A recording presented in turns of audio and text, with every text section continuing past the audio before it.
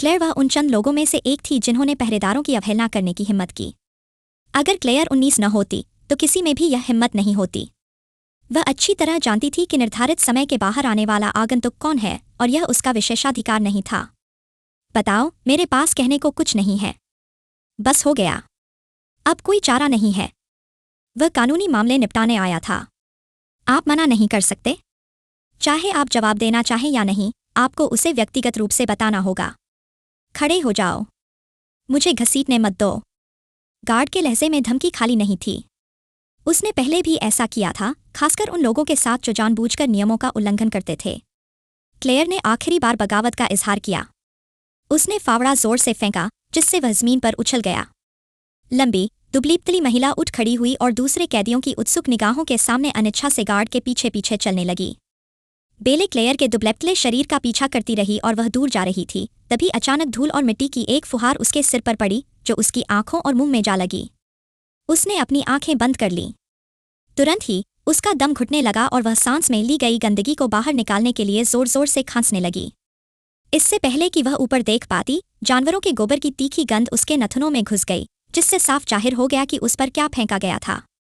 उफ, मेरी गलती, मैं फिसल गई, एक बनावटी मासूम आवाज चिल्लाई। बिल्कुल सही समय पर आया, है ना, डिडी? गोबर तो उस बकवास के साथ बहुत अच्छा लगता है। गुंडों का समूह जोर जोर से हंसा जब डिडी, जो सबसे छोटा था, ने बेले पर खाद का थैला हिलाया और उसे और भी ज्यादा मल से सजा दिया। तुम एक सहकर्मी के साथ ऐसा क्यों करते हो? अभी माफी मांगो। इस अफरातफरी के बीच प्राफॉन बेले की मदद के लिए दौड़ी और माँ जैसी मुद्रा में अपने शरीर से धूल झाड़ने लगी। फिर वह हमलावरों की ओर मुड़ी और उन्हें बेखौफ डांटने लगी, जब तक कि बेले ने उसका हाथ पकड़कर खींच नहीं लिया, इस डर से कि कहीं वह बुजुर्ग महिला उस गिरोह का अगला शिकार न बन जाए। अभी मेरी दोस्त से माफी मांगो, वरना मैं तुम्हारी शिकायत गार्ड्स से कर दूंगी। प्राफॉन की आवाज आक्रोश से कांप रही थी, लेकिन उसका रुख दृढ़ था। हालांकि बेले जानती थी कि ऐसी धमकी बेकार है। ऐसी जगह जहां पहरेदार भी कुछ बातों पर आंखें मूंद लेते हैं, एक बुजुर्ग और अन्याय का शिकार हुई महिला का बचाव कौन करेगा? तुम्हें लगता है मैं तुमसे डरता हूं, बुढ़े? खुद को 3D कहने वाले ग्रुप की सबसे विस्फोटक सदस्य डिडी ने ये शब्द उगल दिए। सिर्फ 19 साल की उम्र में, बाकी दोनों नेताओं से 10 साल छोटी, उसे रोजाना दूसरों को नीचा दिखाकर अपनी योग्यता साबित करनी पड़ती थी। वह तीनों कुत्तों में सबसे ज्यादा हमलावर थी, जिसने बिना किसी पछतावे के एक 50 साल की औरत पर भी हमला कर दिया। डिडी, तुमने तो हद ही कर दी। लेकिन बेले ने दखल नहीं दिया, वह उस नज़ारे की क्रूरता से स्तब्ध थी। कोई गार्ड भी नहीं।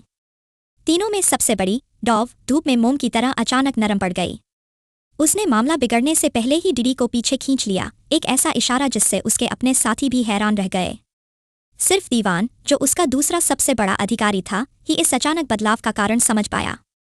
बेले भी समझ गई थी, हालांकि वह लगभग भूल ही गई थी। दीवान उसकी बिस्तर पर पड़ी दादी की देखभाल कर रहा था, जो बार बार कहती रहती थी, मैं मरना चाहती हूँ, मैं और बर्दाश्त नहीं कर सकती, मैं क्यों नहीं मर सकती, यह यातना है। इसलिए उसने एक तकिया लिया और अंत तक उसका गला घुंटती रही। इसमें कोई आश्चर्य की बात नहीं थी कि डॉव बीमारियों या कमजोर बुजुर्गों के बारे में मजाक नहीं कर सकती थी। उसने खुद पता लगाया था कि दीवान ने उसकी दादी की देखभाल की थी, और जब वह इसे और बर्दाश्त नहीं कर सकी तो उसने अपनी ही दादी की जान ले ली। शायद यह दया की वजह से था, शायद हताशा की वजह से। बेले को खुद से घृणा हो रही थी, क्योंकि उस गिरोह के हाथों इतनी सारी यातनाएं झेलने के बाद भी उसकी सहज प्रवृत्ति उसे उन लोगों के लिए तरस दिला रही थी जो इसके लायक नहीं थे। क्या यहाँ कोई समस्या है? एक गहरी, अनजानी आवाज ने जेल में छाए समूह को बीच में ही रोक दिया, एक ऐसी आवाज जिसने एक साथ सभी के सिर घुमा दिए। यह बिल्कुल सफेद रंग की पोशाक पहने नया गार्ड था। छाती पर कढ़ाई में लिखा नाम, पोर्श फ्यूविट, निर्देशक का बेटा। देखो, हम पेड़ लगा रहे हैं, डिडी ने तीखे स्वर में जवाब दिया। वह अभी भी डाउ द्वारा पहले टोके जाने से चिड़ी हुई थी। अब उसे इस नौसिखिए गार्ड से निपटना था। पोर्श ने अपना सिर बेले की ओर झुकाया, जो अभी भी मिट्टी और गोबर से सना हुआ था, और कहा, मुझे नहीं पता था कि तुम इंसानों को पौधों से भ्रमित कर रही हो। खाद जमीन के लिए है, हमारे लिए नहीं। वह शुरू से ही सब कुछ देख रहा था, और उसे यह अजीब लगा। बाकी पहरेदारों ने बदमाशी न देखने का नाटक क्यों किया, जबकि उन तीनों की जोरदार हंसी आंगन में गूंज रही थी? मेरी छोटी बहन अनाड़ी है। उसने खाद का थैला गिरा दिया। क्या तुम संतुष्ट हो, सुंदर? तीनों का नेता, डॉव, आखिरकार आगे आया और इतनी सहजता से झूठ बोला कि पोर्श हैरान रह गया। उसे एक पल भी नहीं लगा कि यह नकली है। लेकिन उसे असल में हैरानी इस बात की थी कि उन तीनों को इतनी हिम्मत कैसे हुई, वो भी तब जब पहरेदार पास में ही थे। तुम जाओ, इस गंदगी को साफ करो और अब तुम तीनों काम पर लग जाओ। उसकी आवाज ऊंची नहीं थी, लेकिन आदेश के पीछे एक अधिकार भरा लहजा था। पोर्श बेले की ओर मुड़ा, जो अभी भी गोबर की गंध से घुट रही थी, और उसने तीनों उपद्रवियों को वहां से हटने का आदेश दिया। मुझे यकीन है कि उसमें हिम्मत सिर्फ इसलिए है क्योंकि वो डायरेक्टर का लाडला है, क्या उसने बड़बड़ाते हुए कहा, अब एक सुरक्षित दूरी पर, जहां उसे लगा कि वो सुन नहीं सकता। हालांकि मैं उसके मुंह पर चीखना चाहता हूं, मुझे पता है कि ये ठीक नहीं होगा। आराम से, इस खूबसूरत लड़के को हीरो बनने दो। डॉव हंसी, आधी गंभीरता से और आधी मजाक में, यह ध्यान दिए बिना कि डिडी गुस्से से भौहें चढ़ा रही थी। हमेशा ऐसा ही होता था, सामाजिक मानदंडों के अनुसार बस एक सुंदर चेहरा ही काफी होता था, जिससे सब माफ कर देते और भूल जाते। ऐसा कुछ जो डिडी को अपने अदृश्य जख्मों के साथ कभी अनुभव करने का सौभाग्य नहीं मिलता। सच कहूँ तो डिडी हमेशा से ही औसत रही थी, बदसूरत नहीं, सुंदर नहीं, बस अदृश्य। किशोरावस्था में उसकी मुहासों वाली त्वचा क्रूर मजाक का पात्र बन गई थी। रातें तकिए में रोती हुई बीतती, दिन स्कूल न जाने के लिए बीमारी का बहाना बनाती। कॉलेज में सब कुछ बदल गया जब उसने अपनी जमापूंजी प्लास्टिक सर्जरी पर खर्च कर दी। अचानक वही पुरुष जो उसका मजाक उड़ाते थे, अब उसे अपने पक्ष में करने के लिए कतार में खड़े हो गए। उसने खुद ही सीखा था कि जब आपका चेहरा किसी पैटर्न में फिट बैठता है, तो समाज आपके साथ बेहतर व्यवहार करता है, और यह नौसिखिया गार्ड। उसने सोचा कि सिर्फ सुंदर चेहरे और वार्डन के बेटे होने के कारण ही वह चौकीदार की भूमिका निभा सकता है। बेशक उसे कुछ सुविधाएं भी मिलेंगी। बेशक हर कोई उसकी घुसपैठ पर आंखें मूंद लेगा। दीदी ने बेबाकी से आंखें घुमाईं। काश मुझे उस बेवकूफ को फिर कभी न देखना पड़े, उसने मन ही मन गार्ड को कोसते हुए सोचा।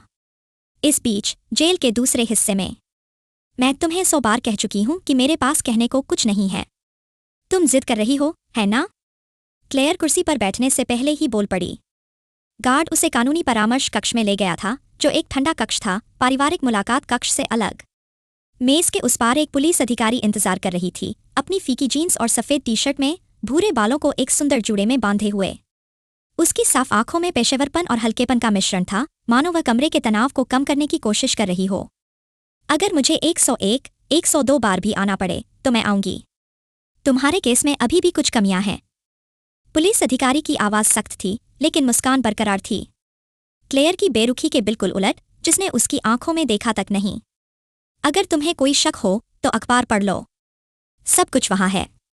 क्लेयर ने चिढ़कर जवाब दिया, उसकी नजरें सामने खाली मेज पर टिकी थीं। कोई दस्तावेज नहीं, कोई फाइल नहीं, बस एक चाबी का गुच्छा और प्रतिनिधि का एक मोबाइल फोन। हमेशा ऐसा ही होता था। वही सवाल, वही नाटक। क्लेयर सोच में पड़ गई, आखिर ये पुलिस वाला मुझसे क्या चाहता है? अगर तुम अखबारों में छपी खबरों को ही दोहराते रहोगे, तो तुम्हें पुलिस वाले की क्या जरूरत है? पत्रकारों को अपना काम करने दो। तो तुम्हें कुछ कहना है या नहीं? अगर नहीं, तो तुम जा सकती हो। तुम मेरा समय बर्बाद कर रही हो। क्लेयर की आवाज और भी कठोर हो गई, इस बिल्ली चूहे के खेल से अधीर। लेकिन प्रतिनिधि पीछे नहीं हटा। उल्टे उसने सवाल ऐसे फेंक दिया मानो बम फेंक रहा हो। मैंने सुना है कि तुम नए कैदी के करीब हो। क्या यह सच है? क्लेयर की आंखें सिकुड़ गईं। तुमने यह कहां से सुना? जिस गार्ड ने तुम्हें यहां लाया था, उसने मुझे बताया है, तो यह सच है। पुलिस लेफ्टिनेंट ने सहज, धीमे स्वर में बात की, मानो अगर जेल प्रशासन इजाजत दे तो वह वहां घंटों बातें कर सकती है। वह अपनी जिज्ञासा छिपा नहीं पाई। क्लेयर के जेल पहुंचने के बाद से किसी ने भी उसके पास जाने की हिम्मत नहीं की थी, सिवाय एक 50 साल के साथी के। तब तक कैदी ने अपने चारों ओर एक दुर्गम दीवार खड़ी कर रखी थी, जब तक कि एक नया शिकार सामने नहीं आ गया, जो कम समय में ही क्लेयर के सबसे करीब पहुंचने में कामयाब हो गया। अफवाहें जंगल की आग की तरह फैल गईं, विकृत, अतिरंजित और लगभग पहचान से परे। लेकिन लेफ्टिनेंट, जो सूक्ष्म भावों को पढ़ने में माहिर था, ने क्लेयर की पलकें झपकाने और उसकी नजरें दूसरी ओर घुमाने के अंदाज को तुरंत भांप लिया। बस यही तो उसे चाहिए था। मुझे छोड़ो, क्या बकवास कहानी है? क्लेयर ने आंखें घुमाईं, लेकिन उसके हाथों का कांपना उसकी सच्चाई बयां कर रहा था। सच है, क्लेयर के 19 वार एक बेतुकी अतिशयोक्ति है। इसे 100 से भाग दें तो भी यह झूठ ही है। लेफ्टिनेंट ने कंधे उचका दिए। यह एक सच्चाई थी। 19 चाकू के घावों वाली कहानी क्लेयर ने खुद गढ़ी थी, एक ऐसी अफवाह जिसे उसने अपनी क्रूरता का आभास जगाने के लिए हवा दी थी। असल में कुल 6 चाकू के घाव थे। सिर्फ एक ही धमनी में लगा था, जिससे भयंकर रक्तस्राव हुआ था और घटनास्थल लाल हो गया था। बाकी सब उस समय के जासूसों द्वारा की गई भयावह सजावट थी। लेकिन आज मेरे पास दिखाने के लिए कुछ नया है। पुलिस वाली ने मेज से अपना मोबाइल फोन उठाया। उसकी उंगलियां स्क्रीन पर तब तक फिसलती रहीं जब तक उसे तैयार फाइल नहीं मिल गई। एक वीडियो, एक फोटो, क्लेयर की रीड में एक सिहरन दौड़ गई। हमें अंडरग्राउंड फोरम पर कई अवैध अश्लील वीडियो मिले। ज्यादातर में स्कर्ट दिखाई देती हैं, लेकिन साथ ही यौन शोषण के भी स्पष्ट दृश्य हैं। सभी पीड़ित एक ही स्कूल की लड़कियां हैं। तुम्हारे पुराने स्कूल की, क्लेयर, और तुम्हारी छोटी बहनों की भी। लेफ्टिनेंट ने कोई भी सहज लहजा नहीं अपनाया। उसकी नजरें क्लेयर के चेहरे की हर मांसपेशी पर थीं, प्रतिक्रिया की तलाश में। और उसे अपने होठों में हल्की सी कंपन और आंखों की पुतलियां अचानक सिकुड़ती हुई महसूस हुईं। उसने सोचा, दिलचस्प बात यह है कि उसे इन वीडियो के बारे में पता ही नहीं था। हमारे साइबर क्राइम विशेषज्ञों ने फाइलों के आईपी और मेटाडेटा को ट्रैक किया और पता लगाया कि यह कचरा किसने बनाया था। वह चुप हो गई और खामोशी को अपने ऊपर हावी होने दिया। ये वीडियो मृतक प्रोफेसर के दूसरे मोबाइल फोन से रिकॉर्ड किए गए थे। हमारी फोरेंसिक टीम ने इसकी पुष्टि की है। तस्वीरों में दिख रहे व्यक्ति की पहचान, भले ही उसका चेहरा न हो, हम उसकी कलाई, घड़ी और आवाज से उसे पहचान पाए। उसका नाम मिथिसेट यू है। लेफ्टिनेंट के हाथ से मोबाइल फोन छीन लिया गया, इससे पहले कि वह अपनी बात पूरी कर पाती। अगर कोई और कैदी होता तो उसे इस दुस्साहस के लिए फटकार पड़ती। लेकिन क्लेयर के साथ अधिकारी चुपचाप खड़ा रहा और देखता रहा कि कैदी की उंगलियां स्क्रीन पर बेतहाशा दौड़ रही थी और दर्जनों फाइलों को स्क्रॉल कर रही थीं। क्लेयर का पहले वाला उदासीन भाव अब भारी हो गया था, मानो दुनिया को अपने कंधों पर उठाए हुए हो। उसे सारे वीडियो देखने में कई मिनट लग गए। बस वीडियो ही तो है। अब किसी और डिवाइस पर वीडियो नहीं है और कुछ भी नहीं है। क्लेयर के चेहरे का तनाव कुछ कम हुआ, लेकिन उसकी आंखों में अभी भी शक की चमक थी। उसे यकीन होना था। लेफ्टिनेंट ने सिर हिलाया और अपना मोबाइल फोन निकालने के लिए आगे बढ़ा। जहां तक हमें पता है, बस यही सब है। क्लेयर, तुम्हें एहसास है ना? यह शिक्षक मरने से पहले ही दूसरी लड़कियों के साथ दुर्व्यवहार कर रहा था। और कितनी लड़कियों को तकलीफ हुई? और अगर तुम्हारी बहन को भी हुई होगी? नैथी का इससे कोई लेना देना नहीं था, क्लेयर ने धीमी आवाज में लेकिन संयमित गुस्से से कहा। मैंने उसे मार डाला क्योंकि उसने मुझे कंप्यूटर चुराते हुए देख लिया था। मेरे रास्ते में आना उसकी बेवकूफ़ी थी। लेफ्टिनेंट क्लेयर ने बीच बचाव करने की कोशिश की, लेकिन बहुत देर हो चुकी थी। क्लेयर अचानक उठ खड़ी हुई, अब उसका हाव भाव प्रभावशाली लग रहा था। उसकी पन्ने जैसी हरी वर्दी, जो अभी भी धूल से सनी हुई थी, जेल के आंगन में उसकी पिछली गतिविधियों का खुलासा कर रही थी। अगर आप मेरे जवाबों से संतुष्ट नहीं हैं, तो आप जितनी बार चाहें वापस आ सकते हैं। लेकिन कुछ अलग सुनने की उम्मीद मत कीजिए। हत्यारे ने गार्ड द्वारा ले जाए जाने से पहले वाक्य को हवा में लटका दिया। लेफ्टिनेंट बैठी रही, निश्चल, मानो उसे उस पहेली को समझने के लिए एक पल चाहिए जो बननी शुरू हो रही थी। मारे गए शिक्षक, छात्रों के साथ अवैध वीडियो और अपराध के पीछे का असली मकसद। टुकड़ों टुकड़ों में मामले का आधिकारिक संस्करण बिखरता गया और कई और गहरे पहलू सामने आए। उसके अचानक ब्रेकअप के बाद के दिनों में अपनी प्रेमिका को बिना किसी स्पष्टीकरण या बचाव का मौका दिए, टॉप ने अभी भी सच्चाई को स्वीकार करने से इनकार कर दिया। उसने जोर देकर कहा कि यह सब सिर्फ एक गलतफहमी थी, कि वह स्थिति को बदल सकता है और बेल को वापस अपनी बाहों में ले सकता है। आखिरकार उसके जैसे आदमी से कोई उबर नहीं सकता, है ना? बेल अब जेल में सड़ रही है, यह उसकी कोई गलती नहीं थी। उसने मदद करने की भी कोशिश की थी। उसने एक महंगा वकील भी रखा था, जिसे उसने ठुकरा दिया था, और उसे घर के अंदर इस्तेमाल के लिए शॉपिंग वाउचर भी भेजे थे, जो उसने लौटा दिए। लेकिन इन सब बातों का कोई असर नहीं हुआ, क्योंकि टॉप को अंदर ही अंदर सच्चाई पता थी। वह इस कहानी का खलनायक नहीं था। वह कभी था ही नहीं। शायद बेल का अपने पिता को हर बात के लिए दोषी ठहराना सही था। अगर वह उस नजरिए को मान लेता, तो शायद वे अब भी साथ होते। कई दिनों तक सोचने के बाद टॉप के मन में एक गंभीर विचार आया। वह हमेशा अपने पिता के नियंत्रण में रहा था। बचपन में हर गलती पर उसकी पिटाई होती थी। एक औसत दर्जे के छात्र के रूप में वह अपने पिता को खुश करने के लिए, अच्छे नंबर पाने के लिए सहपाठियों को रिश्वत देता था। बेल उसकी सबसे बड़ी उपलब्धि थी, एक फिल्म स्टार जैसी खूबसूरत लड़की जिसने सभी को प्रभावित किया। यहाँ तक कि उसके सख्त पिता भी उसे स्वीकार करते थे, जो उसकी सभी पूर्व पत्नियों में अनोखी थी। इसलिए टॉप ने फैसला किया कि उसकी बर्खास्तगी रद्द कर दी जाए। आखिरकार वह फैसला तो बस उसकी सनक थी, जिसे खारिज कर दिया गया था, और उस घटना के बाद से वह उसे स्वीकार नहीं करने वाला था। उसके पिता ने उसे बेल से किसी भी तरह का संपर्क करने से मना कर दिया था।